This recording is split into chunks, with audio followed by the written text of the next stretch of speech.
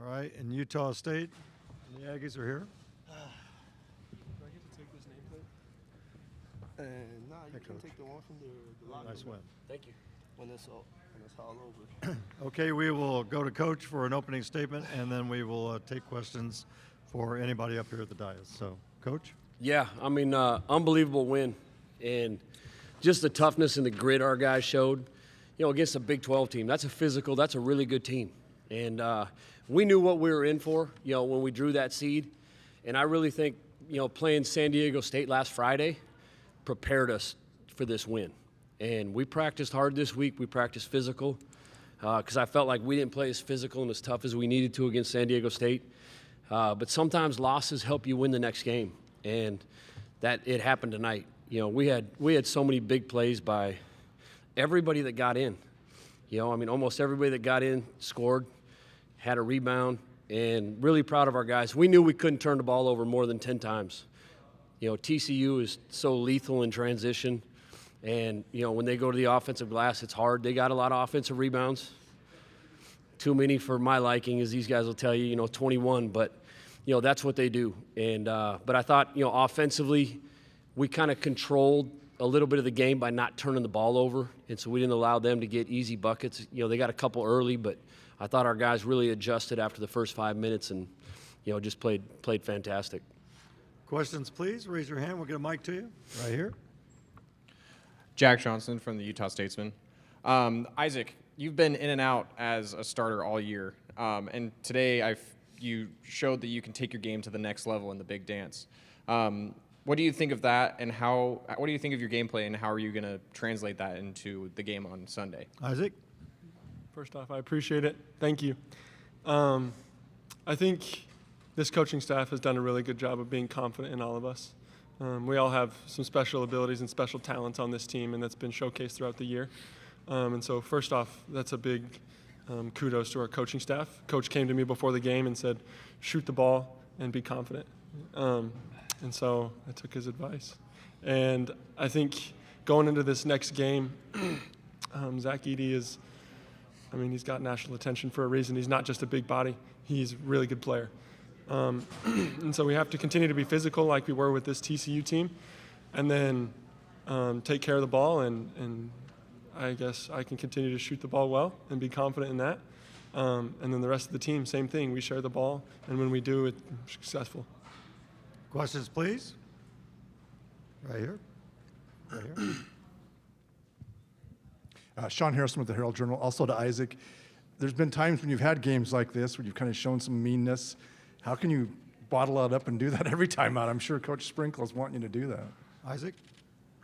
I think it's more so just my mindset and belief in myself. That's something that I've really been working on. That's actually the reason that I decided to redshirt last year.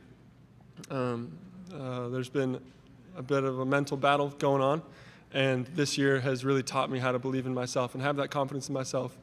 And it's been such a great help to have my teammates and coaches have that confidence in me.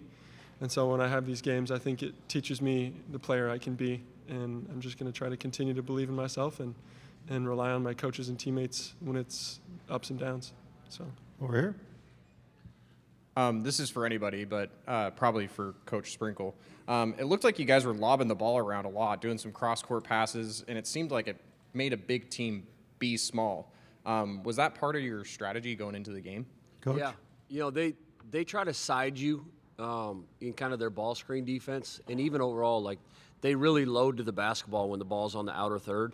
And so we told our guys we have to skip the ball. Like, we have to skip the ball to relieve some of that pressure and make them have some long closeouts. And then we either have shots or we got to attack them, and then we got to try and play the backside again. And I thought Darius had some great skip passes in the first half, but then everybody started doing it. These two started doing it. Mason, Josh, I felt like we kind of got them scrambling a little bit because of our skip passes, and then you have to make the shot, which these guys did. Right here in the front.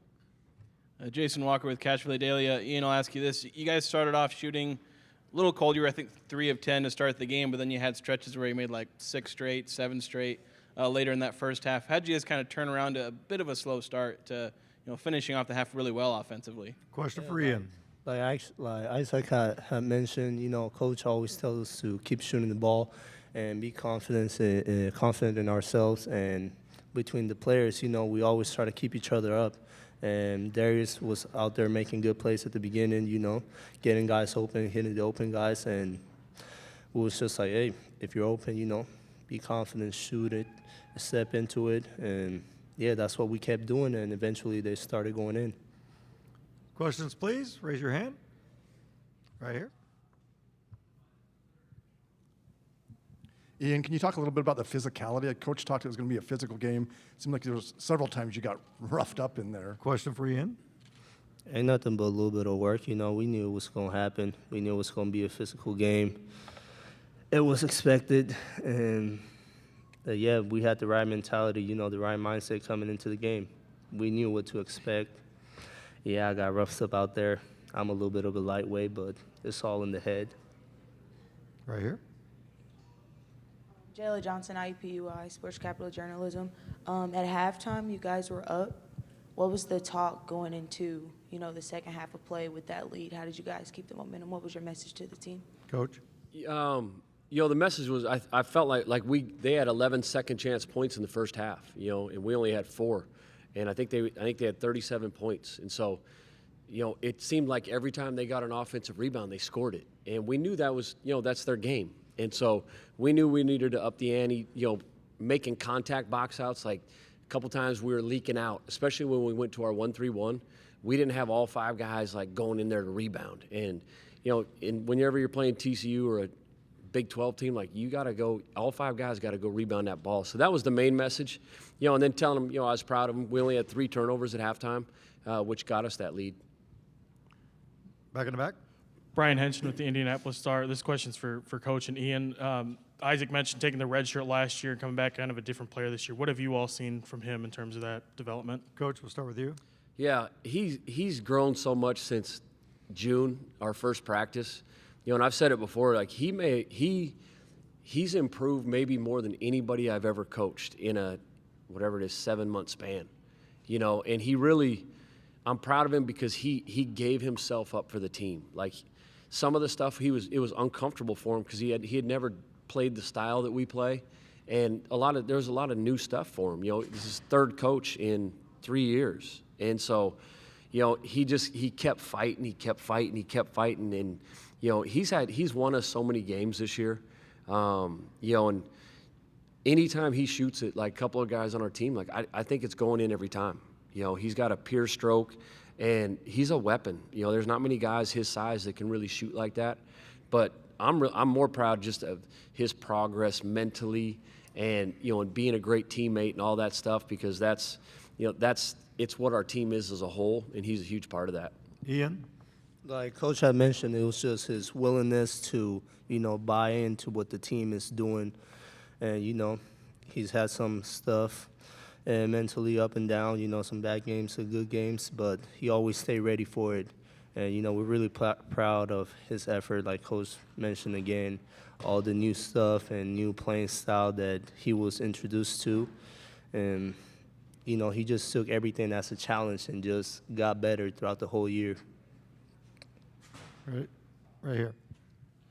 This is for anyone up there, but you guys definitely came into this game with a chip on your shoulder after losing to San Diego State. I know you guys already talked about this a little bit, but how are you going to keep that going against Purdue? Isaac.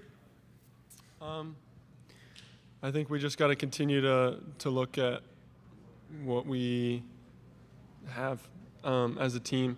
We work really well together as a team when we decide to work together as a team.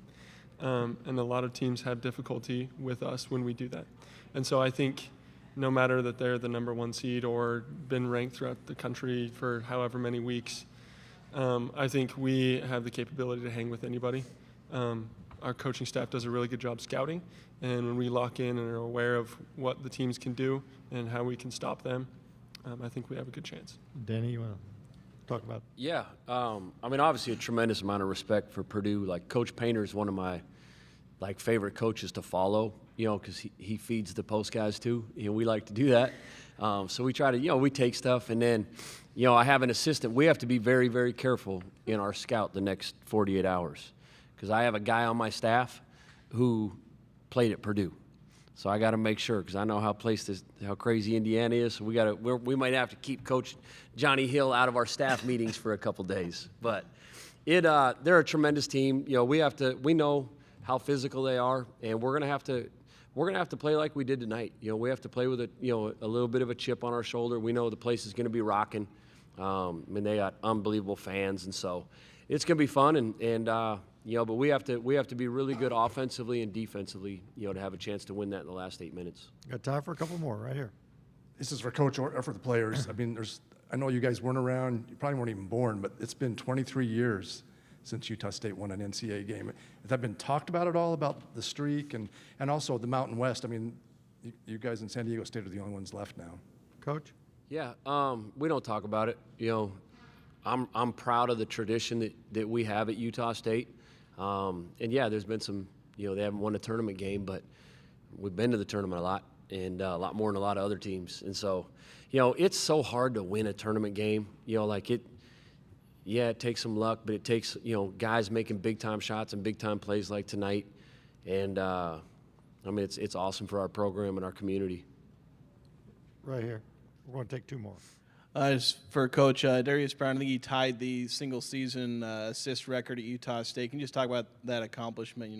What it means for Darius Brown to be able to accomplish something like that? It's awesome, because you think all the great point guards, that played at Utah State, and for him to do that in his only year, I mean, he's already a Utah State legend, by some of the shots he's hit and just the type of person he is. But he, I'm proud that he got that, because he's one of the most unselfish players I've ever. He'd rather pass than score.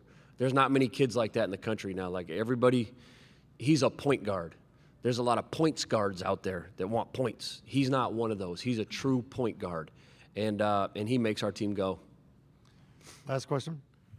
Isaac, have you faced a player similar to Zach Edey before, or I guess looking back at your season, is there any games in particular or players that you've gone up against that you look at for as a point of reference going into Sunday? Kinda. So in high school, there was a guy who was kind of an internet sensation. His name was Matt Van Komen. He played at Utah first and then St. Mary's after, and he wasn't as big as him, but he was like 7'4". And so it's a very unique presence there in the paint that you can't ignore it.